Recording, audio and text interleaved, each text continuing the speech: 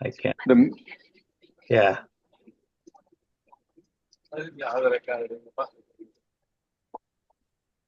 So I think you have to mute and unmute one more time so that you get permission. Yeah.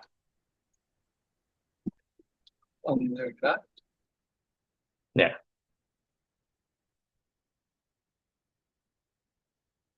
Mute and unmute. So.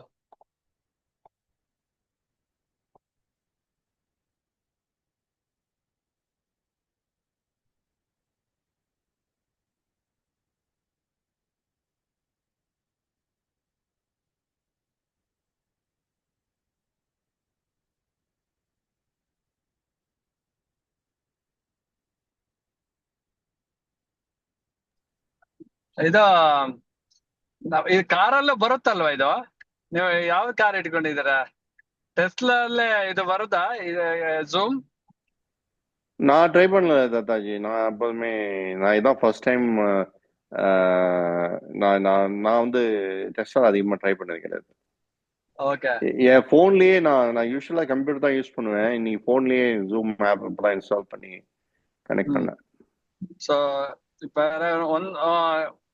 Srinivas ಅವ್ರೆ ಒಂದ್ಸಲ group ಅಲ್ಲಿ message ಹಾಕಿ ನೀವೊಂದ್ joining ಅಂತ, ಇನ್ನೊಂದ್ 2 ನಿಮಿಷ ನೋಡಿ ಮತ್ತೆ ಬೇಕಾದ್ರೆ ಶುರು ಮಾಡೋಣ. Okay, all right. Shekhar said he will join. Shekhar and also that Mukundan. They're probably on their way back home after the Abhishek. ಎಲ್ಲ ಮನೆ ಹೌದು. ಎಸ್, ಜಸ್ಟ್ ಲೈಕ್ ಅದ ಮುರುಘರ ಅಭಿಷೇಕ. ಇದು zoom.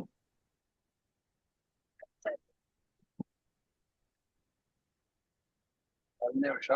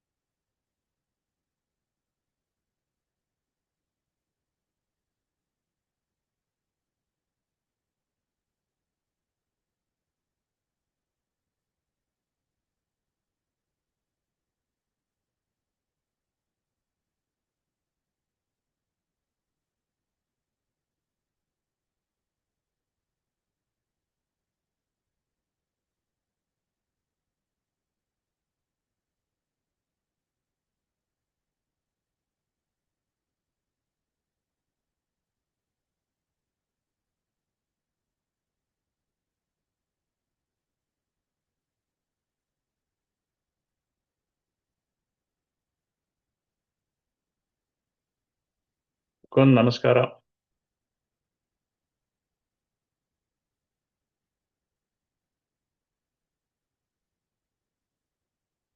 Namaskaram ji, Mukundan joined here. Kun, namaskar. Dattatreya ji, he just joined and he said he's going to join back in couple in Okay ji, okay, no problem.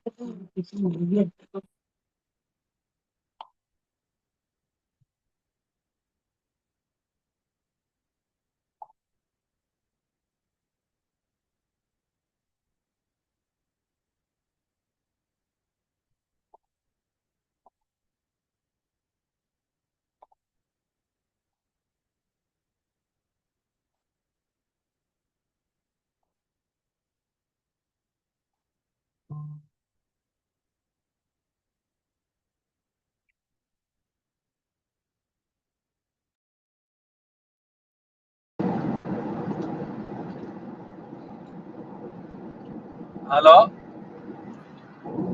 Namaskara, Datta. ಕೇಳುತ್ತಾ? Yes, we can hear you. ಅದ ನಾನ್ ಕಾಣ್ತಾ ಇದ್ದೀನಾ? ಇಲ್ಲ, ನಾ ಕಾಣ್ತಾ ಇಲ್ಲ. ಅದ drive ಅಲ್ಲಿ ಇರೋದ್ರಿಂದ ಹಂಗ ಕಾಣ್ತಿದ್ದೇನಾ ನೋಡೋಣ. ನಾನು ಕಾರಿ ಕನೆಕ್ಟ್ ಮಾಡಿದೆ ಹಂಗಾಗಿ. ಓಕೆ. ಇಲ್ಲ video only available when park ಅಲ್ಲಿ ಹೋದ್ಮೇಲೆ. ಈಗ ಗಣಪತಿ ಅಥರ್ವ ಶೀರ್ಷ ಓಕೆವಾ? ಓಕೆಯಾ? ಹಾ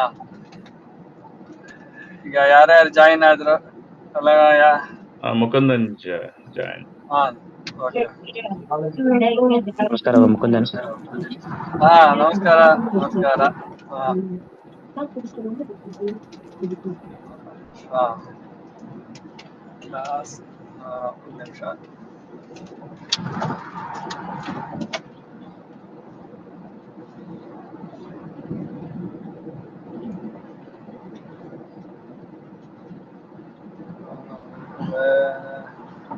ಫಸ್ಟ್ ಗಣಪತಿ ಸ್ತುತಿ, ಗಣಪತಿ ಪ್ರಾರ್ಥನೆ.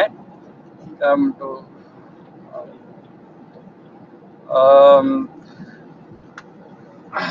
ಓಂ ಶ್ರೀ ಗುರುಭ್ಯೋ ನಮಃ ಹರಿ ಓಂ. 3 times you have to repeat. ಓಂ ಓಂ ಗುರುಭ್ಯೋ ನಮಃ ಶ್ರೀ ಓಂ ಹರಿ ಓಂ ಶ್ರೀ ಗುರುಭ್ಯೋ ನಮಃ ಹರಿ ಓಂ. ಓಂ ಓಂ ಶ್ರೀ ಗುರುಭ್ಯೋ ನಮಃ ಹರಿ ಹರಿ ಓಂ. ಓಂ Three times. ನಮಃ ಹರಿ ಓಂ. ಓಂ ಶ್ರೀ ಗುರುಭ್ಯೋ ಗುರುಭ್ಯೋ ನಮಃ ನಮಃ ಹರಿ ಹರಿ ಓಂ. ಓಂ ಗಣಾನಾನ್ತ್ವಾ ಓಂ ಗಣಾನಾನ್ತ್ವಾ ಓಂ ಗಣಾನಾನ್ತ್ವಾ ಓಂ ಗಣಾನಾನ್ತ್ವಾ ಗಣಪತಿಗುಂ ಹವಾಮಹೇ ಗಣಪತಿಗುಂ ಹವಾಮಹೇ ಗಣಪತಿಗುಂ ಹವಾಮಹೇ ಗಣಪತಿಗುಂ ಹವಾಮಹೇ. நீங்க நடராஜ மாமி ஜஸ்ட் ஓப்பன் மவுத் ஓப்பன் பண்ணி கிளீனா சொல்லணும். ஓகேனா ஃபுல்லா. ಓಕೆ ಹಾ ಓಕೆ ಹಾ ಫುಲ್ಲಾ. Just you can sit separate room and you can join repeat loudly little bit. Okay, yeah. Okay ಹಾ Like Srinivas. Kavin kavinam ಕವಿನ್ ಕವೀನಾಂ ಕವಿಂ kavinam ಕವಿಂ ಕವೀನಾಂ upamashravastamam ಉಪಮಸ್ತಮಂ upamashravah avlada just upamashravah ಉಪಮಶ್ರವಃ ಉಪಮಶ್ರವಃ Natarajan ji just repeat me upamashravah ಉಪಮಶ್ರವಃ ಉಪಮಶ್ರವಃ ಉಪಮಶ್ರವಃ tamam ಸಮಂ ಸಮಂ ಸಮಂ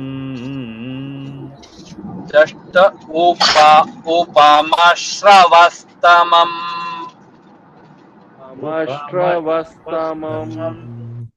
ಉಪಮಶ್ರವಸ್ತಮಂ upamashravastamam ವಸ್ತ್ರಮಸ್ತಮಂ பா கீழே இருக்க இந்த பா அந்த இது அனுதாத்தா. Okay பா upamashravastamam ಉಪಮಶ್ರವಸ್ತಮಂ ವಸ್ತ್ರಮಸ್ತಮಂ ವಸ್ತ್ರಮಸ್ತಮಂ ಜ್ಯೇಷ್ಠರಾಜಂ ಜ್ಯೇಷ್ಠರಾಜಂ ಜ್ಯೇಷ್ಠರಾಜಂ ಜ್ಯೇಷ್ಠರಾಜಂ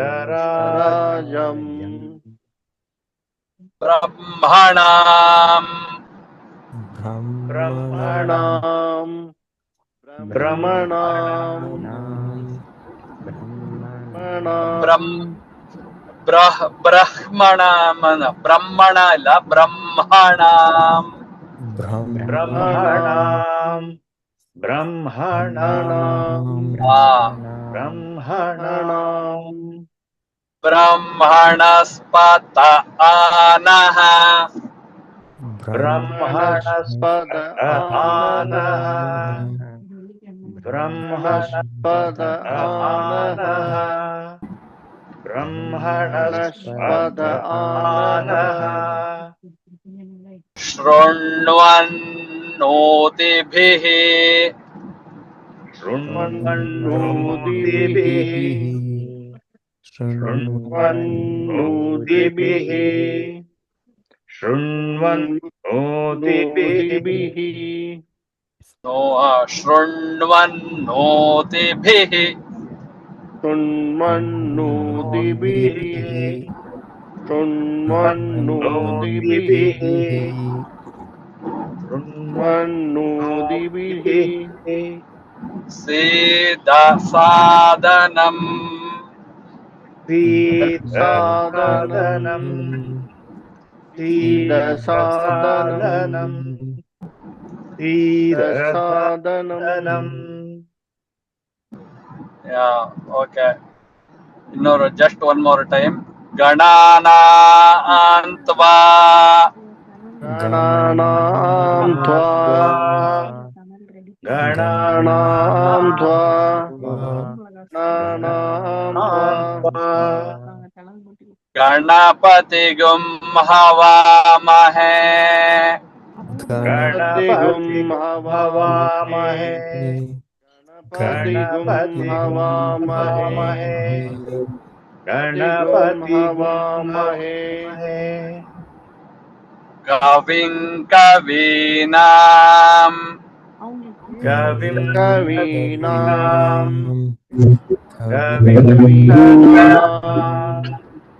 ಕವಿಂ ಕವೀನಾಂ ಉಪಮಶ್ರವಸ್ತಮಂ ಉಪವಶ್ರವಸ್ತಮಂ ಉಪಮಶ್ರವಸ್ತಮಂ ಉಪಮಶ್ರವಸ್ತಮಂ ಜ್ಯೇಷ್ಠರಾಜಂ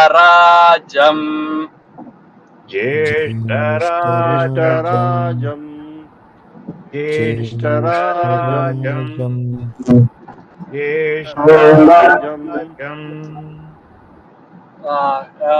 नटराज जी சொல்லுங்க just repeat me ज्येष्ठराजम ಜ್ಯೇಷ್ಠರಾಜಂ ಜ್ಯೇಷ್ಠರಾಜಂ ರಾಧಾಕೃಷ್ಣನ್ ಇರ್ಕಲ್ವಾ ஆமாமாமா நீங்க நீங்க கொஞ்சம் கொஞ்சம் ஏதோ லவுட்லி சொல்லுங்க பரவாயில்ல ஓகே மாமா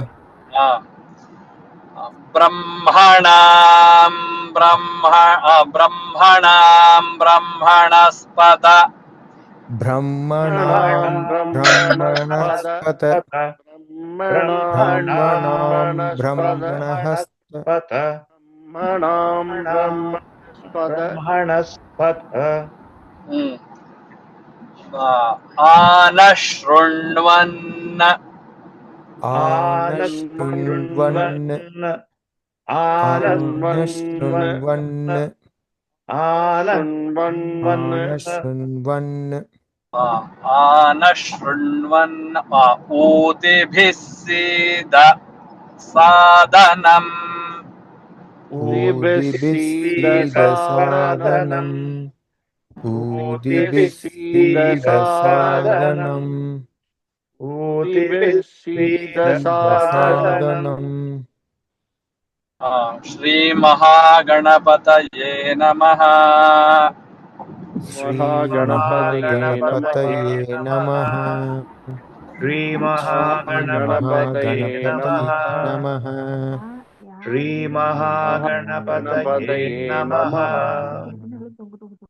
प्रणो देवी and this is just you can listen and just repeat me Om Prano Devi Om Prano Devi Om प्रणो प्रणो Devi Om प्रणो प्रणो Devi Devi Saraswati Saraswati Saraswati Saraswati वाजेभिः वाजेभिः वाजेभिः वाजेभिः वाजिनीवती वाजिनीवती वाजिनीवती वाजिनीवती धीनाम् जीनाम् धीनाम् जीनाम् दीनाम् दीनाम् अवित्र्यवतो अवित्रियवतो अवित्रियवतो अवित्रियवतो just I will send if I find the PDF. This is for first Ganesha Prarthana and Saraswati Prarthana. That's it. Om Okay. Shri Maha Saraswatyai Namaha. ॐ श्री महासरस्वत्यै नमः Om ॐ Shri Shri महासरस्वत्यै नमः ॐ श्री ॐ श्री महासरस्वत्यै नमः Just one more time.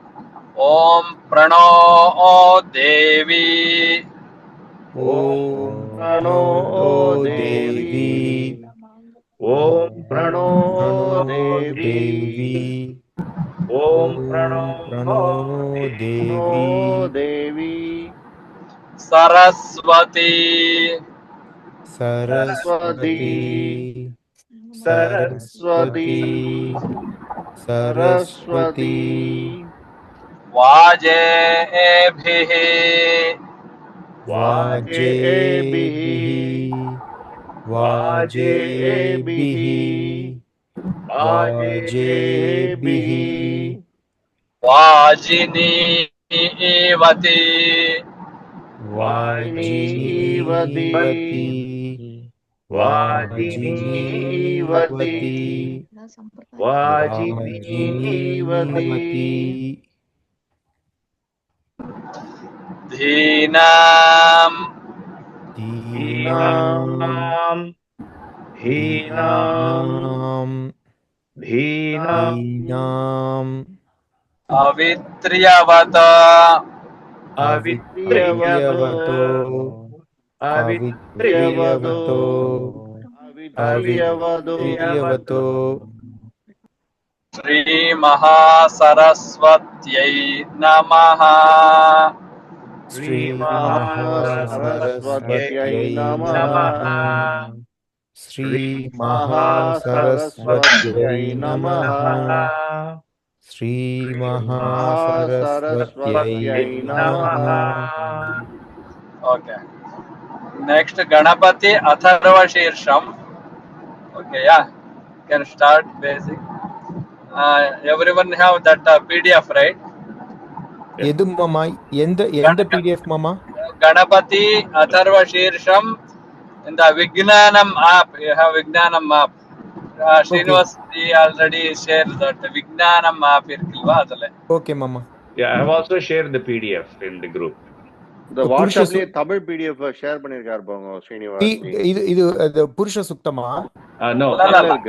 Ganapati Atharva Shirsham. Ganapati yeah got it ಸಾರಿ ಮಾಮ No problem. So we can follow all one. Different PDF, different types. So only one Vignanam app is we can follow present now. Okay Yeah. Okay ಮಾಮ Everyone have right? You can start. Om Bhadrang Karnebhihi. Om ಭದ್ರಂ ಕರ್ಣೇಭಿಃ Om ಭದ್ರಂ ಕರ್ಣೇಭಿಃ Om Bhadram भद्रं Karneभिः शृणुयाम देवाः शृणुयाम देवाः शृणुयाम देवाः शृणुयाम देवाः भद्रं भद्रं पश्येमाक्ष भद्रं पश्येमाक्ष पश्येमाक्ष भद्रं पश्येमाक्ष. If anyone difficult to repeat, let me know, or if you didn't understand what I am telling, just let me know. Okay, yeah. Okay. Also, don't hesitate. Just you have to learn properly with swara and alpa prana, mahaprana, everything. Don't chant speed. Just alparambha, slow is very better. Very the important. If you chant slowly, then when is practice more continuous speed or slow, whatever. Okay, yeah? Okay, Maharaj. Okay. भिर्यजत्राः वीर्यजत्राः वीर्यजत्राः वीर्यजत्राः. So here also next time I will inform that alpa prana mahaprana. Okay.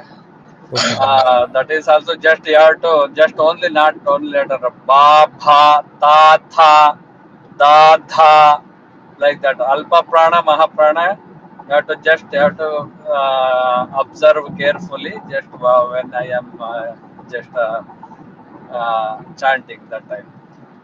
स्थिरैरङ्गैः स्थिरैरङ्गैः स्थिरैरङ्गैः स्थिरैरङ्गैः. Yeah, correct. स्थिरैरङ्गैः. Just tell me first, Natarajin ji, just repeat. रङ्गैः स्थिरैरङ्गैः. Sthi is the big sthi. Sthirairangai. ஆமா ஸ்திரை அதான் சொல்லியிருந்தேன். Okay. ஸ்திரைரங்கைः Radhakrishna. स्थिरैरङ्गैः स्थिरैरङ्गैः. Sthi is big sthi. Sthirai, you have to a little bit more pressure. Sthirairangai. स्थिरैरङ्गैः स्थिरैरङ्गैः Rangaiः. स्थिरैरङ्गैः. Mukundan ji. स्थिरैरङ्गैः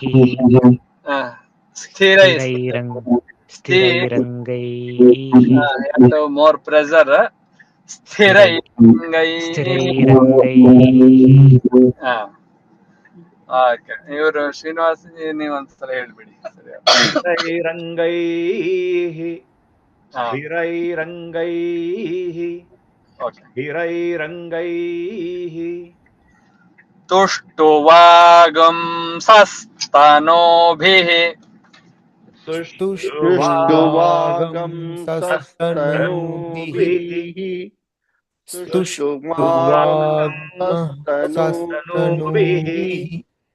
सुष्टुवागं सस्तनूभिः.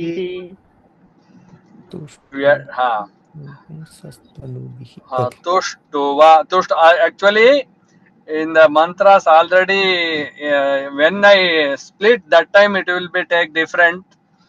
This time different. Okay. Sthirairangai tuštuvagam sastanobhi when I that continue.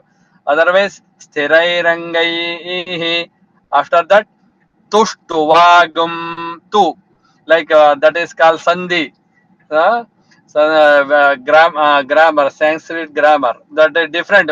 when I divide that word, it will be different pronunciation or different letter. When we include that whole line, that time it will be different letter which will become. In the future, we will be learn how it's going. Okay. Okay. Okay, man. Mm. So sastanobihi.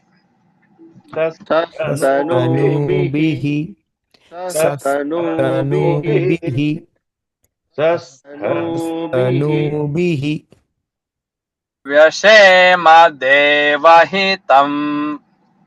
Yashema Vyasema devahitam. devahitam. Vyasema Yashema devahitam. devahitam. Yashema Vyasema devahitam. devahitam.